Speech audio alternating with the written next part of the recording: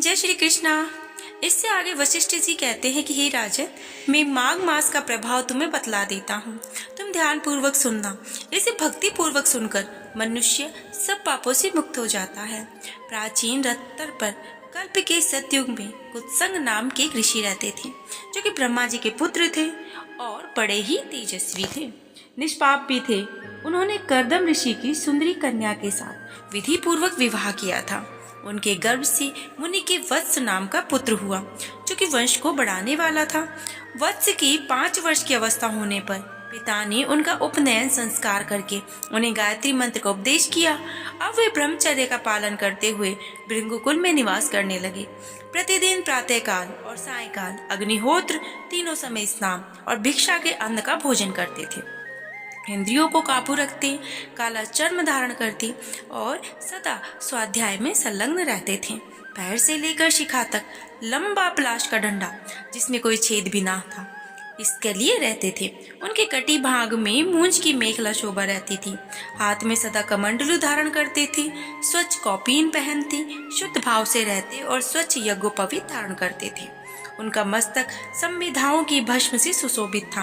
वे सबके नयनों की प्रियजान पढ़ते थे। प्रतिदिन माता पिता, गुरु, आचार्य, अन्याय, बड़े बूढ़ों, सन्यासियों और ब्रह्मवादियों को वे प्रणाम करते थे। बुद्धिमान वत्स ब्रह्म यज्ञ में तत्पर रहते थे और सदा शुभ कर्मों का पालन किया करते थे। वे हाथ में पवित्र धारण करके देवताओं, ऋषियों और पितरों का तर्पण करते थे। फूल, चंदन, गंध आदि को कभी हाथ से नहीं छूते थे। मौन होकर भोजन करते थे। मधु, पियाक और खारा नमक नहीं खाते थे। खड़ाऊ नहीं पहनते थे। सवारी पर नहीं चढ़ते थे। शीशे में मुंह नहीं देखते थे।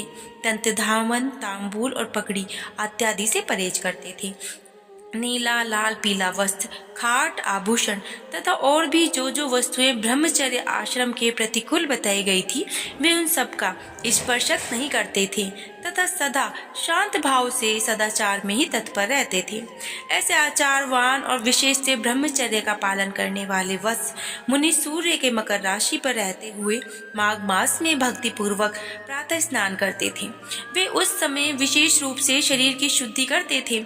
आकाश में जब गिने गिने तारे रह जाते थे, उस समय ब्रह्म वेला में वे नित्य स्नान करते। फिर जब आधे सूर्य निकल आता, फिर उस समय भी वो माघ का स्नान करते थे और मन ही मन अपने भाग्य की सराहना करने लगे कि ओहो, इस पश्चिम वाहिनी कावेरी नदी में स्नान का अवसर मिलना प्राय मनुष्यों के लिए कठिन है, तो भी मैंने मकरार में यहाँ स्नान किया। वास्तव में मैं बहुत ही भाग्यवान हूँ।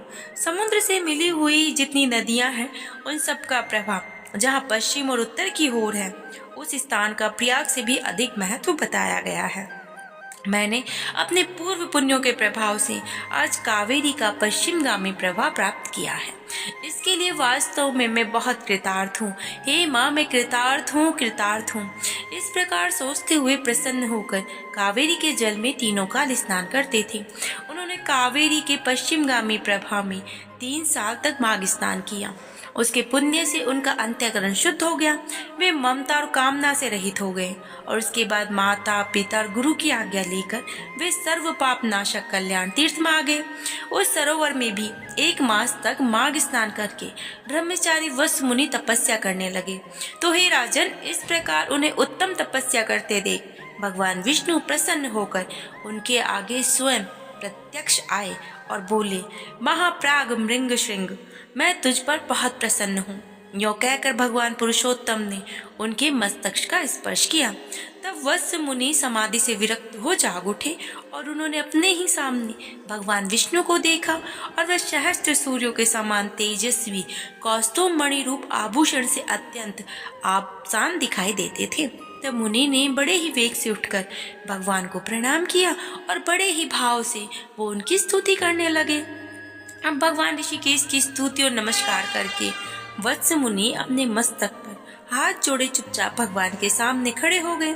उस समय उनके नेत्रों से आनंद के आंसू बह रहे थे और सारे शरीर में रोमांच हो गया था।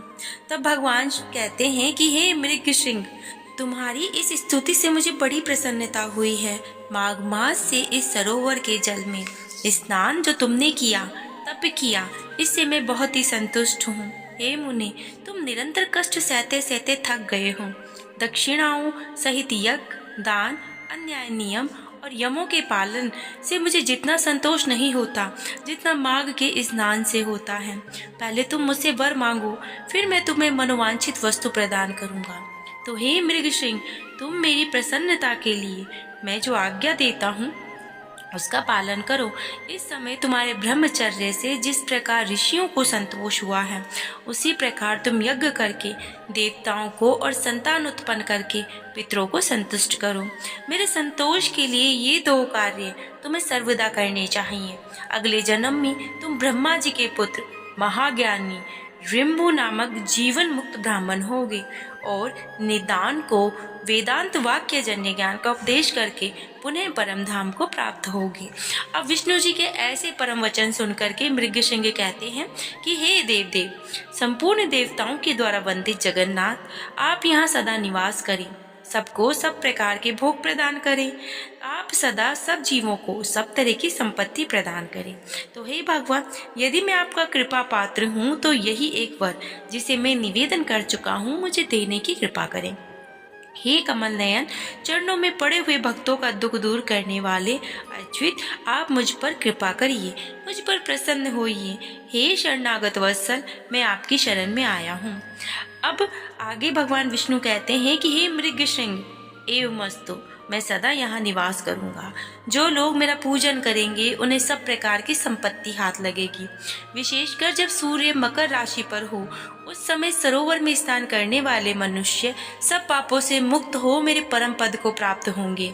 व्यतिपात योग में अनयन प्रारंभ होने के दिन संक्रांति के समय विषुव योग में पूर्णिमा और अमावस्या तिथि को तथा चंद्र ग्रहण और सूर्य ग्रहण के अवसर पर यहाँ स्नान करके यथाशक्ति दान देने से और तुम्हारे मुख से निकले हुए इस स्रोत का मेरे सामने पाठ करने से मनुष्य मेरे लोक में प्रतिष्ठित होगा। भगवान गोविंद के यूं कहने पर उन ब्राह्मण कुमार ने पुनः प्रणाम किया और भक्तों के अधीन रहने वाले श्री हरि से फिर एक बार प्रश्न किया कि हे कृपा निधि देवेश्वर, मैं तो कुत्स मुनि का पुत्र वत्स हूँ, फिर मुझे आपने मृगसिंह कहकर क्यों संबोधित किया है? अब इस पर भगवान कहते हैं कि हे ब्राह्मण, इस कल्याण सरोवर के तट पर जब तुम तपस्या करने में लगे हुए थे, उस समय जो मृग प्रतिदिन यहाँ पानी पीने आते थे वे निर्भय होकर तुम्हारे शरीर में अपने सींग रगड़ा करते थे। इसी से श्रेष्ठ महर्षि तुम्हें मृगसिंह कहते हैं। आज से सब लोग तुम्हें मृगसिंह ही कहेंगे। यूँ कहकर सबको सब कुछ प्रदान करने वाले भगवान सर्वेश्वर वहाँ रहने लगे। उसके पश्चात मृगसिंह मुनि ने भगवान का पूजन किया और उनकी आज्ञा लेकर वे उस समय पर्वत से चले गए। संसार को उपकार करने के लिए उन्होंने गृहस्थ धर्म को स्वीकार करने का निश्चय किया और अपने अंतःकरण में वे आदि पुरुष कमल नयन भगवान विष्णु का चिंतन करने लगे। अपनी जन्मभूमि भोजराज नगर में घर आकर उन्होंने माता पिता को नमस्कार कर अपना सारा समाचार सुना दिया। अब माता पिता के नेत्रों में आनंद के आंसू छलक आए। उन्होंने पुत्र को छाती से लगाकर बारंबार उसका मस्तक सूंघा, प्रेम पूर्वक अभिनंदन किया। तो हे बस अपने गुरु को प्रणाम करके फिर वे स्वाध्याय में लग गए।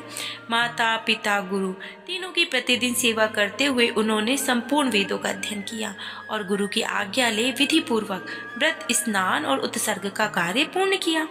उसके पश्चात महामना मृगसिंह अपने पिता से इस प्रकार बोले कि हे तात, पुत्र की उत्पत्ति के लिए पिता और माता को जो कलेश सहने पड़ते हैं उसका बदला 100 वर्षों में भी नहीं चुकाया जा सकता। अतः पुत्र को उचित है कि वह माता पिता तथा गुरु का सदा ही प्रिय करे। इन तीनों के अत्यंत संतुष्ट होने पर सब तपस्या पूर्ण होती है। इन तीनों की सेवा करने से ही सबसे बड़ा तप कहा गया है। इनकी आज्ञा का उल्लंघन करने से कुछ भी किया जा सकता है और कभी सिद्ध भी नहीं होता है। विद्वान पुरुष इन्हीं तीनों की आराधना करके तीनों लोकों पर विजय पाता है। जिसने इन तीनों को संतोष किया हो वही मनुष्य चारों पुरुषार्थ कहा गया है। इसके सिवाय जो कुछ भी है वह उपद्रव कहलाता है। मनुष्य उचित है, वह अखंड है और ब्रह्मचर्य का पालन करते हुए पिता से क्रमशः 3, 2 या 1 वेद का अध्ययन करने के पश्चात गृहस्थ आश्रम में वो प्रवेश करे। यदि पत्नी अपने वश में रहे तो गृहस्थ आश्रम से बढ़कर दूसरी कोई वस्तु नहीं है। पति और पत्नी की अनुकूलता धर्म, अर्थ और काम की सिद्धि का प्रधान कारक है। यदि स्त्री अनुकूल हो तो स्वर्ग से क्या लेना, घर पर ही स्वर्ग हो जाता है। और यदि पत्नी विपरीत स्वभाव की मिल जाए तो नरक में जाने की आवश्यकता नहीं है। यही नरक का दृश्य उपस्थित हो जाता है। सुख के लिए गृहस्थ आश्रम स्वीकार किया जाता है, किंतु वह सुख पत्नी के अधीन है। यदि पत्नी विनयशील हो तो धर्म, अर्थ और काम की प्राप्ति निश्चित है। जो गृह कार्य में चतुर, संतानवती, प्रतिव्रता, प्रिय वचन बोलने वाली और पति के अधीन रहने वाली है, ऐसी उपयुक्त गुणों से युक्त नारी स्त्री के रूप में साक्षात लक्ष्मी है। इसलिए अपने समान वर्ण की उत्तम लक्षणों वाली भार्या से विवाह करना चाहिए। जो पिता के गोत्र, माता के सब पिंडित वर्ग में उत्पन्न न हुई हो, वह स्त्री विवाह योग्य होगी तथा उसी से द्विजों के धर्म की वृद्धि होती है। जिसे कोई रोग ना हो, जिसे के भाई हो, जो अवस्था और कदम में अपने से कुछ छोटी हो, जिसका मुख सौम्य हो, जो मधुर भाषण करने वाली हो, ऐसी भार्या के साथ द्विज को विवाह करना चाहिए। जिसका नाम पर्वत, नक्षत्र, वृक्ष, नदी, सर्प, पक्षी और नौकरों के नाम पर नहीं रखा गया हो, जिसके नाम में कोमलता हो, ऐसी कन्या से बुद्धिमान पुरुष को विवाह करना चाहिए। इस प्रकार उत्तम लक्षणों की परीक्षा करके ही किसी कन्या के साथ विवाह करना चाहिए। उत्तम लक्षण और अच्छे आचरण वाली कन्या पति की आयु बढ़ाती है। अतः पिताजी, ऐसी भार्या कहाँ मिलेगी? अब यह सुनकर के कुत्संग ने कहा कि परम बुद्धिमान श्रृंगभृंग, इसके लिए कोई विचार नहीं करो। तुम्हारे जैसे सदाचारी पुरुष के लिए कुछ भी दुर्लभ नहीं है। जो आचरणहीन, आलसी, माद स्नान न करने वाली, अतिथि पूजा से दूर रहने वाली, एकादशी का उपवास न करने वाली, महादेव की भक्ति से शून्य, माता पिता की भक्ति न रखने वाली, गुरु को संतोष नहीं देने वाली, गौओं की सेवा से विमुख, ब्राह्मणों का हित न चाहने वाली, यज्ञ होम श्राद्ध न करने वाली, दूसरों को न देकर अकेले खाने वाले, दान धर्म और शील से रहित, अग्निहोत्र न भोजन करने वाले, ऐसे लोगों के लिए वैसी स्त्रियां दुर्लभ हैं। बेटा, प्रातःकाल स्नान करने पर माघ का महीना विद्या, निर्मल कीर्ति, आरोग्य, अक्षय धन और समस्त पापों से मुक्त इंद्रलोक प्रदान करता है। तो बेटा, माघ मास सौभाग्य, सदाचार, संतान वृद्धि, सत्संग, सत्य, उदार भाव, ख्याति, शूरता और बल सब कुछ प्रदान करता है। मैं तुम्हें कहाँ तक गिनाऊं और क्या क्या नहीं देता। हे पुण्यात्मा, कमल के समान नेत्रों वाले भगवान विष्णु माघ मास करने से तुम पर बहुत प्रसन्न होंगे। यह सुनकर के वशिष्ठ जी कहते हैं कि हे राजन, पिता के ये सत्य वचन सुनकर श्रृंगमृंग मुनि मनी मन बहुत प्रसन्न हुए और उन्होंने पिता के चरणों में मस्तक झुकाकर उन्हें प्रणाम किया और दिन रात वे अपने हृदय में श्री हरि का चिंतन करने लगे। कल के अध्याय में मृंग श्रृंग मुनि के द्वारा माघ के पुण्य से एक हाथी का उद्धार हुआ और मरी हुई कन्याएं वापस जीवित हो गई। इसको सुनेंगे। जय श्री कृष्णा। राधे राधे।